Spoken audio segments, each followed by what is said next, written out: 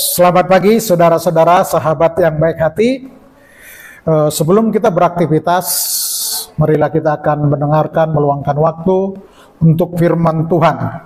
Kita berdoa. Terima kasih ya Tuhan untuk segala kebaikan-Mu dan berkat Tuhan kepada kami. Pada pagi hari ini Tuhan memberikan napas kehidupan baru buat kami, untuk mau kami beraktivitas ya Tuhan, tapi kami rindu sebelumnya untuk mendengarkan firman-Mu. Untuk itu berkati acara kami pagi hari ini, berkati anak-anak Tuhan yang mendengarkannya, dan berkati hamba-Mu yang menyampaikannya. Terima kasih Tuhan, terpujilah Engkau Tuhan kekal sampai selama-lamanya. Amin. Saudara-saudara, nats buat kita pada pagi hari ini untuk tanggal 3 April 2025 pada hari Kamis. Natsnya diambil dari Lukas pasal 14 ayat 13 dan 14. Demikian dikatakan. Tetapi apabila engkau mengadakan perjamuan, undanglah orang-orang miskin, orang-orang cacat, orang-orang yang lumpuh, dan orang-orang yang buta, dan engkau akan bahagia, karena mereka tidak mempunyai apa-apa untuk membalasnya kepadamu. Sebab engkau akan mendapat balasnya pada hari kebangkitan orang benar. Demikian dikatakan dalam bahasa Batak, amang inang, songonoma didok disi. Alai jupa mabuat si panganoko, pioma akan napogus, akan namartihas, napakpang do nama pitung.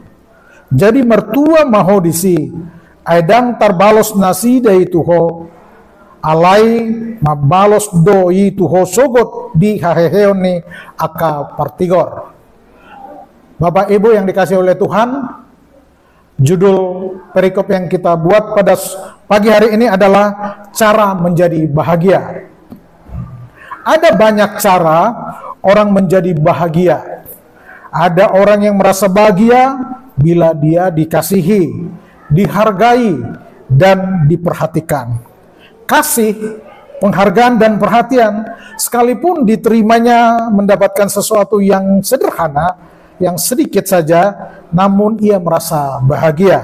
Ada juga orang yang merasa bahagia apabila dia misalnya dia berulang tahun atau ada hari-hari tertentu, dia diberikan hadiah, walaupun hadiahnya itu sangat sederhana juga, tetapi dia merasa bahagia. Ada juga orang yang merasa bahagia justru ketika ia memberikan sesuatu kepada orang lain tanpa pamrih. Jadi dia memberi kepada orang yang belum dikenal, tapi dia memberikannya dengan sukacita, maka itu dia bahagia. Juga ada juga orang yang diberi sesuatu tidak mengucapkan terima kasih, tetapi orang yang memberi itu walaupun dia tidak diucapkan terima kasih, tetapi dia menjadi bahagia. Bahagia inilah yang diajarkan Yesus sesuai dengan Injil pada pagi hari ini, yang terdapat pada Lukas pasal 14 ayat 13 dan 14 tadi yang sudah kita dengar. Mengundang orang miskin, mengundang orang cacat, lumpuh, dan buta, yang lazim disebut orang-orang yang lemah, orang-orang yang kecil, orang-orang yang tersingkirkan atau yang difabel. Atau bahasa yang sering kita dengar, orang yang termarginalkan, orang yang tidak pernah disentuh orang lain, itu diajak makan bersama. Dan orang yang memberi itu telah memperhitungkannya. Pengertian memperhitungkannya di sini, ya dia siap direpotin, siap kerja keras, bahkan siap dia mengantar pulang orang yang kecil tadi dan orang yang lemah tadi. Tapi orang tersebut merasa bahagia. Namun demikian dia merasa bahagia walaupun mendapati orang-orang seperti itu. Ini lebih mahal bahagianya daripada mengundang saudara-saudaranya, mengundang sahabat-sahabatnya, ya, mengundang keluarga maupun tetangga. Ini lebih bahagia daripada itu. Saudara-saudara, tetapi bahagia yang mahal itulah yang diajarkan oleh Yesus kepada kita. Tidak banyak dilakukan para murid Yesus pada zaman sekarang ini. Hidup dalam budaya untung rugi, mengundang makan orang-orang yang kecil, orang yang lemah tadi, orang yang tidak menguntungkan, atau orang yang dapat merepotkan, itulah yang diajarkan oleh Tuhan Yesus kepada kita. Lewat pengajaran Tuhan Yesus pada pagi hari ini, Dia mengingatkan kita bahwa kalau mau mencari untung dan itu membahagiakan, carilah yang menguntungkan dan membahagiakan yang bukan diberikan oleh dunia ini, tetapi yang diberikan oleh Allah. Orang-orang miskin, orang yang cacat, lumpuh, atau orang yang tidak dapat membalas itu kepada kita, itulah yang diharapkan Tuhan kepada kita. Hal yang penting yang diajarkan Tuhan Yesus hari ini adalah mengenai melayani dan memberi tanpa pamrih. Karena itu jika ada orang berpikir, kalau begitu lebih baik kita melayani orang-orang miskin supaya kita mendapatkan berkat. Bukan, justru itu menjadi pamrih kalau tujuan kita melayani orang kecil hanya untuk mendapatkan berkat daripada Tuhan. Memberi tanpa pamrih yang benar ialah mengundang orang miskin, orang cacat, orang yang lumpuh dan buta, mau diajak makan bersama. Itulah yang diharapkan daripada kita. Adalah kewajiban kita sebagai orang yang mampu untuk memenuhi kebutuhan orang-orang kecil tadi. Seperti yang kata Rasul Paulus, janganlah masing-masing hanya memperhatikan kepentingan sendiri, melainkan kepentingan orang lain, yang ada di Filipi 2 ayat 4. Termasuk mereka yang miskin dan cacat dan lumpuh tadi. Rasul Paulus mengingatkan lagi, dengan rendah hati anggaplah orang lain lebih utama daripada dirimu sendiri.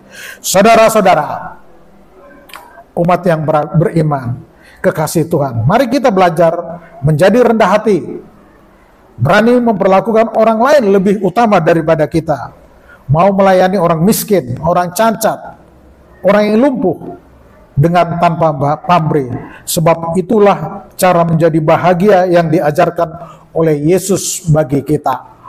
Amin. Mari kita berdoa. Terima kasih Tuhan, kami telah mendengarkan renungan pada pagi hari ini. Kami mendengar melayani orang yang terbatas, melayani orang yang tidak mampu tanpa pamrih, itulah yang Engkau ajarkan kepada kami. Kami manusia lemah ya Tuhan. Kami tidak mampu kalau hanya dengan diri kami sendiri. Tapi kami membutuhkan pertolongan-Mu ya Tuhan, dan ajari kami ya Tuhan, biar kami mampu memberi kepada orang yang lemah tanpa pamrih. Terima kasih Tuhan, terima kasih. Bapa kami yang di sorga, dikuduskanlah nama-Mu, datanglah kerajaan-Mu, jadilah kehendak-Mu di bumi seperti di sorga. Berilah kami pada hari ini makanan kami yang secukupnya, dan ampunilah kesalahan kami, seperti kami juga mengampuni orang yang bersalah kepada kami. Dan janganlah membawa kami ke dalam pencobaan, tetapi lepaskanlah kami daripada yang jahat, karena Engkau yang punya kerajaan dan kuasa dan kemuliaan sampai selama-lamanya. Amin. Kasih anugerah dari Yesus Kristus dan kasih setia dari Allah Bapa serta persekutuan dari Roh Kudus yang menyertai kita dari dahulu, sekarang, dan sampai selama-lamanya. Amin. Shalom. Tuhan memberkati kita.